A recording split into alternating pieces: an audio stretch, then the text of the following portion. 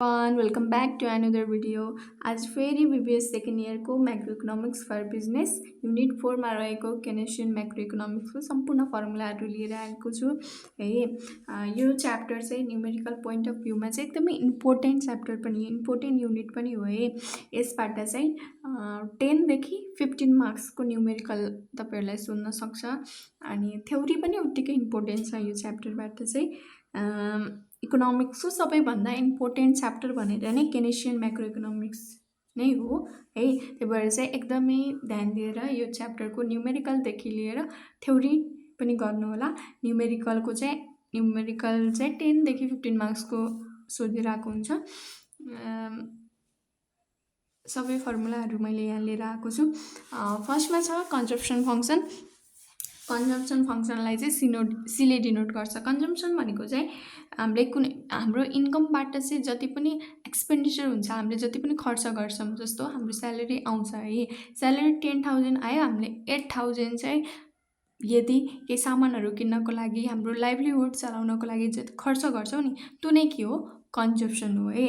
अनि 8,000 के भयो, कन्जम्पसन भयो। अरू के हुन्छ कि सेभिङ गर्छौँ हामीले, कि इन्भेस्टमेन्ट गर्छौँ है। इकोनोमिक्समा चाहिँ कि इन्भेस्टमेन्ट गर्छौँ कि सेभिङ गर्छौँ।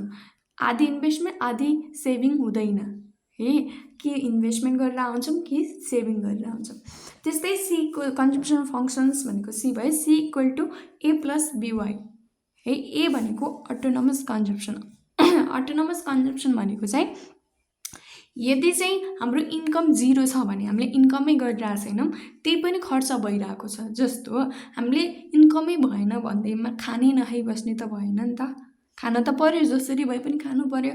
इन्कम नभए पनि हाम्रो कन्जम्पसन भइरहेको छ भने त्यसलाई चाहिँ के भन्छौँ, अटोनोमस कन्जम्पसन। 0 लेभल अफ इन्कममा चाहिँ कन्ज्युम भइरहेकोलाई त्यो कन्जम्पसनलाई चाहिँ अटोनोमस कन्जम्पसन भनिन्छ। अर्को छ B, A plus B. B भनेको marginal propensity to consume. B भन्नु र एमपिसी भन्नु एउटै हो है। मार्जिनल प्रोपेन्सिटी टु कन्ज्युम भन्नु र बी भन्नु एउटै हो। एमपिसी भनेको चाहिँ यदि चाहिँ इन्कममा चेन्ज आयो भने चाहिँ त्यसले चाहिँ कन्जम्पसनमा पनि के ल्याउँछ, चेन्ज ल्याउँछ। इन्कममा चाहिँ 1 युनिट चेन्ज भयो भने कन्जम्पसनमा पनि के हुन्छ, चेन्ज हुन्छ। त्यसैलाई के भनिन्छ, MPC, marginal propensity to consume. अनि अर्को छ वाई भनेको चाहिँ इन्कम भयो। यो दुईटा पनि national income equilibrium level of income हो। यो दुईटा फर्मुला चाहिँ Y equal to C plus I हुन्छ, नत्र Y equal to C plus S हुन्छ है। अर्को छ कन्जम्पसन फङ्सनको पनि दुईटा टाइप्स छ है। अब अर्को टाइप्सहरू के छ, एभरेज प्रोपेन्सिटी टु कन्ज्युम अनि अर्को marginal propensity to consume. APC, average propensity to consume भनेर चाहिँ एपिसी भनेको एभरेज प्रोपेन्सिटी टु कन्ज्युम हो है। APC equal to consumption upon income, जति पनि एभरेज प्रोपेन्सिटी टु कन्ज्युम। अनि मार्जिनल प्रोपेन्सिटी टु कन्ज्युम भनेको चाहिँ जति पनि चेन्ज इन इन्कम छ त्यसबाट चेन्ज इन कन्जम्पसन हुन्छ है। चेन्ज इन इन्कम भयो भने चेन्ज इन कन्जम्पसन हुन्छ। त्यो भनेकै के हो, एमपिसी हो है। एमपिसी निकाल्ने formula change in delta consumption upon delta Y, delta C upon delta Y, change in consumption upon change in Y है। सेभिङ फङ्सन, सेभिङ फङ्सन भनेको सेभिङ फङ्सनलाई यासले डिनोट गर्छ। यास कसरी निकाल्न सकिन्छ हेर्नु त, Y equal to C plus S भनेको चाहिँ इन्कम निकाल्ने फर्मुला के हो, एउटा के सी प्लस यास कि सी प्लस आई। सी यास निकाल्न के गर्नु पर्यो, इन्कम छ, इन्कमबाट कन्जम्पसन घटाइदियो भने सेभिङ त डाइरेक्टली निस्किन्छ। सेभिङ निकाल्ने formula income minus consumption. Saving function equal to minus A minus autonomous consumption plus 1 minus B. B भनेको के हो, MPC, marginal propensity to consume. 1 minus MPC, ब्राकेटमा 1 माइनस एमपिसी। 1 माइनस एमपिसी भनेको के हो, एमपिएस पनि हो है, तल पढ्छौँ हामीले। 1 माइनस एमपिसी अनि मल्टिप्लाई वाई इन्टु इन्कम। यो चाहिँ हाम्रो के हो सेभिङ फङ्सन है। बी भनेको इन्ड्युस्ड कन्जम्सन भनिन्छ। ए भनेको अटोनोमस कन्जम्सन, बी भनेको इन्ड्युस्ड कन्जम्सन। इन्ड्युस्ड कन्जम्सन भनेको MPC marginal propensity to consume. अब सेभिङ फङ्सनको नि दुईवटा टेक्निकल टर्म्सहरू छ। एउटा चाहिँ एपिएस, अर्को चाहिँ मार्जिनल प्रोपेन्सिटी टु सेभिङ या एमपिएस। एपिएस निकाल्नु र एपिसी निकाल्नु। एपिसी भनेको चाहिँ एभरेज प्रोपेन्सिटी टु कन्ज्युम भयो, त्यहाँ सी आछ, C upon Y consumption upon income गरेर चाहिँ भयो है। यहाँ चाहिँ एपिएस छ, एपिएस भएपछि चाहिँ सेभिङलाई माथि राख्ने अपन इन्कम। प्रोपेन्सिटी टु सेभिङ भनेको जति पनि चेन्ज इन इन्कममा चाहिँ चेन्ज इन इन्कम छ नि, चेन्ज इन इन्कममा चाहिँ के हुन्छ, चेन्ज इन सेभिङ पनि के भइरहेको हुन्छ, चेन्ज इन इन्कम भयो भने चेन्ज इन सेभिङ पनि हुन्छ, त्यसैलाई के भनिन्छ, एमपिएस भनिन्छ। अब एपिसी प्लस एपिएस इक्वल टु 1, यो पनि एकदमै इम्पोर्टेन्ट छ है। यो चाहिँ हामीले कुनै क्वेसनहरूमा चाहिँ आउन सक्छ नि, हामी झुक्किन्छौँ। अब एपिसी प्लस एपिएस इक्वल टु 1 भनेर चाहिँ हामीले जान्नु पऱ्यो। एपिएस र एपिसी जोड्यौँ भने एभरेज प्रोपेन्सिटी टु कन्ज्युम र एभरेज प्रोपेन्सिटी टु सेभिङलाई जोड्यौँ भने चाहिँ के हुँदो रहेछ, इक्वल टु 1। अनि एपिसी प्लस एपिएस एमपिसी प्लस एमपिएस गऱ्यो भने पनि के हुँदो रहेछ, इक्वल टु 1। अब एपिसी निकाल्दाखेरि यसैबाट निकाल्नु पऱ्यो। एपिसी भनेको 1 माइनस एपिएस गरेर चाहिँ हामीले के निकाल्न सक्यौँ, एभरेज प्रोपेन्सिटी टु कन्ज्युम। अनि एमपिसी निकाल्नको लागि 1 माइनस एमपिएस गरेर मार्जिनल प्रोपेन्सिटी टु कन्ज्युम निकाल्न सक्छौँ है। अर्कोमा आयो इन्भेस्टमेन्ट फङ्सन। इन्भेस्टमेन्ट फङ्सनलाई केले पनि डिनोट गर्छौँ, आईले पनि डिनोट गर्छौँ। आई कसरी निकाल्न सक्छौँ, Y minus C, income minus consumption गरेर चाहिँ आई इन्भेस्टमेन्ट निक्लिन्छ। वाई इन्कम कसरी निकाल्न सकिन्छ, इन्कम एउटा चाहिँ सी प्लस आई गरेर, अर्को कन्जम्सन प्लस इन्भेस्टमेन्ट गरेर, अर्को चाहिँ कन्जम्सन प्लस सेभिङ गरेर निकाल्न सक्छौँ है। For equilibrium level of income, equilibrium level of इन्कममा चाहिँ के हुँदो रहेछ, Y equal to C plus I. अर्को छ मल्टिप्लायर। मल्टिप्लायर चाहिँ हामीले यहाँ लगभग 1 2 3 4 5 वटा चाहिँ मल्टिप्लायरहरू हामीले पढ्छौँ है। फर्स्टमा छ इन्भेस्टमेन्ट मल्टिप्लायर। इन्भेस्टमेन्ट मल्टिप्लायर निकाल्ने फर्मुला, इन्भेस्टमेन्ट मल्टिप्लायरलाई चाहिँ केले डिनोट पनि गर्छ, K equal to delta Y upon delta I. K भनेको coefficient of multiplier, delta Y भनेको change in income, delta I भनेको चेन्ज इन इन्भेस्टमेन्ट है। Relation between MPC and multiplier, MPC र मार्जिनल प्रोपेन्सिटी टु कन्ज्युम। एमपिसीलाई केले पनि denote गर्छ, बीले पनि डिनोट गर्छ।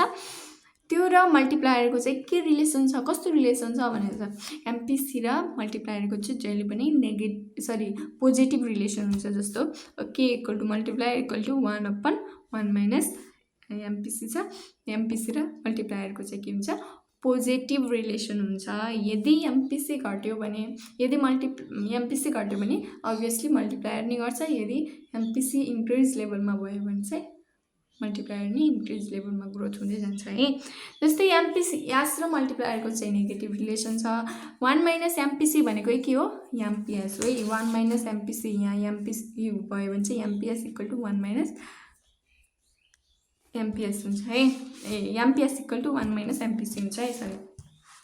K equal to 1 minus 1 upon MPC. अब आउँछ गभर्मेन्ट मल्टिप्लायर। गभर्मेन्ट मल्टिप्लायर निकाल्ने formula delta Y upon delta G, change in income upon change in government expenditure.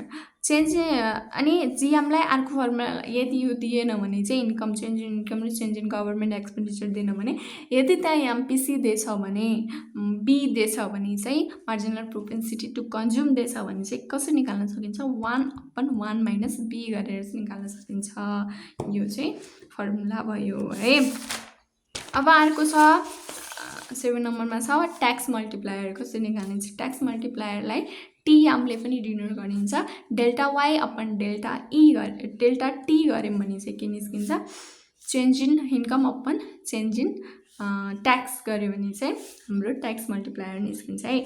अनि यदि चाहिँ डेल्टा वाई र डेल्टा टी नदिएको बेला एमपिसी या बी दियो भने चाहिँ -b/1 - b गरे पनि ट्याक्स मल्टिप्लायर निस्किन्छ।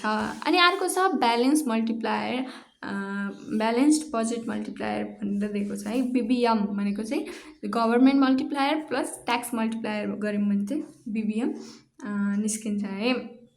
यहाँ चाहिँ y = c+i+g छ। यो चाहिँ इक्विलिब्रियम लेभल अफ इन्कम है। यहाँ चाहिँ इक्विलिब्रियम लेभल अफ 3 सेक्टर इकोनोमीमा इक्विलिब्रियम लेभल अफ इन्कम के हो? c+i+g। अब 9 नम्बरमा आयो फरेन ट्रेड मल्टिप्लायर या फरेन ट्रेड मल्टिप्लायर भन्नु र एक्सपोर्ट मल्टिप्लायर भन्नु एउटै हो। यसलाई केले डिनोट गरिन्छ? याक्स्यामले पनि डिनोट गरिन्छ है।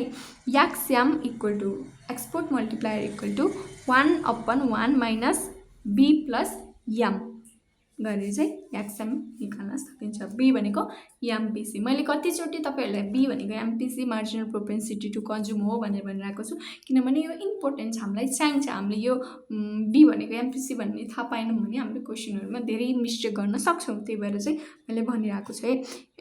अर्को छ इम्पोर्ट मल्टिप्लायर। यो एक्सपोर्ट मल्टिप्लायर भयो, यो इम्पोर्ट मल्टिप्लायर भयो। यहाँ चाहिँ यति मात्र फरक छ, यो चाहिँ पोजिटिभ टर्ममा छ 1/1 - b + m भनेर छ। यहाँ चाहिँ अगाडि माइनस पनि छ, त्यही फरक है। -1/1 - b + m। अब income and output determination in the sector of economy. एउटा 2 सेक्टर अफ इकोनोमीमा इन्कम एन्ड आउटपुट डिटर्मिनेसन भइरहेको छ, 3 सेक्टर इकोनोमीमा अनि 4 सेक्टर इकोनोमीमा है। हाम्रो चाहिँ 3 सेक्टर अफ इकोनोमीमा चाहिँ अब equilibrium level of income 2 sector इकोनोमीमा चाहिँ इक्विलिब्रियम लेभल अफ इन्कम चाहिँ के हुँदो रहेछ? y = c+i। यसमा चाहिँ कन्डिसन अफ इक्विलिब्रियम हुनको लागि चाहिँ दुईवटा एप्रोच रहेछ। AD = as। एडी भनेको एग्रिगेट डिमान्ड भनेको c+i, एग्रिगेट सप्लाई भनेको c+s। एडी र एएस चाहिँ के हुनुपर्छ? इक्वल हुनुपर्छ। त्यो त इक्वल हुन्छ कि c+i हुन्छ कि c+s हुन्छ। आई र एस चाहिँ के हुनुपर्छ? इक्वल हुनुपर्छ। आई र एस चाहिँ के हुनुपर्छ? इक्वल हुनुपर्छ है। अर्को छ in the 3 sector of economy. 3 sector of इकोनोमीमा चाहिँ इक्विलिब्रियम लेभल अफ इन्कम चाहिँ के छ है? इक्विलिब्रियम लेभल अफ इन्कम चाहिँ 3 सेक्टर अफ इकोनोमीमा चाहिँ के हुनुपर्छ? Consumption plus investment plus government expenditure भयो भने चाहिँ के आउँदो रहेछ? Equilibrium level of income. In the 4 sector of economy, 4 sector of इकोनोमीमा चाहिँ इक्विलिब्रियम लेभल अफ इन्कम कसरी निकाल्न सकिन्छ? यदि चाहिँ 4 सेक्टर अफ इकोनोमीमा चाहिँ यहाँ पनि 4वटा युज भएको छ है। y = c+i+g। सी भनेको कन्जम्सन प्लस आई भनेको इन्भेस्टमेन्ट प्लस जी भनेको गभर्मेन्ट प्लस एक्स - एम भनेको एक्सपोर्ट माइनस इम्पोर्ट्स गर्दा नेट एक्सपोर्ट्स निस्किन्छ। यो फर्मुला चाहिँ हामीले केमा पनि पढेको थियौँ? GDP at MP by expenditure method निकाल्दा पनि यो फर्मुला युज गरेको थियौँ है। यसरी हाम्रो 4 सेक्टर अफ इकोनोमी सम्म यति फर्मुला चाहिँ एकदमै इम्पोर्टेन्ट। अरू फर्मुलाहरू पनि छ है, तर यी फर्मुलाहरूबाट चाहिँ धेरै क्वेसनहरू हामीले सल्भ गरिराख्नुपर्छ। यो च्याप्टरमा ओल्ड इज गोल्डमा भएको क्वेसनदेखि लिएर अन्य क्वेसन बुकहरूमा भएको क्वेसन पनि यति फर्मुला नै युज गरेर हामीले सल्भ गर्छौँ। त्यही भएर चाहिँ हजुरहरूले यो फर्मुलाहरू चाहिँ पढ्नु होला, सम्झिनु होला है। यदि चाहिँ तपाईँहरूले फोटो खिचेर राख्छु र पढ्छु भन्नुहुन्छ भने फोटो पनि खिच्नु होला है। 1 बाई 1 फोटो स्क्रिनसट लिएर चाहिँ तपाईँहरूले राख्न सक्नुहुन्छ। फर्मुला यति फर्मुला भयो भने चाहिँ इनफ छ है। तपाईँहरूले यति फर्मुला राम्रोसँग बुझ्नुभयो अनि कन्फ्युज हुनु भएन भने है, एकदमै इक्जाम पोइन्ट अफ भ्यूको लागि चाहिँ एकदमै इम्पोर्टेन्ट फर्मुलाहरू मैले यहाँ लेखेर आएको छु। यो पढ्नु होला अनि बुझ्न खोज्नु होला। घोक्न भन्दा पनि धेरै बुझेर चाहिँ फर्मुलाहरू सम्झिनु भयो भने चाहिँ एकदमै सजिलो हुन्छ, बिर्सिँदैन ज्याप। त्यही भएर चाहिँ पढ्नु होला। अनि फेरि अर्को भिडियो केनेसियन म्याक्रो इकोनोमिक्सको न्युमेरिकल क्वेसनहरू सल्भ गरेर चाहिँ ल्याउनेछु। सल्भ गर्नको लागि ल्याउनेछु भिडियो चाहिँ। तपाईँहरूले अर्को भिडियोमा चाहिँ केनेसियन म्याक्रो इकोनोमिक्सको 2 मार्क्समा चाहिँ एकदमै इम्पोर्टेन्ट क्वेसनहरू चाहिँ ओल्ड इज गोल्डमै रहेको क्वेसनहरू सल्भ गर्छौँ। ओके, त्यति बेरसम्मको लागि हस्त नमस्कार, धन्यवाद।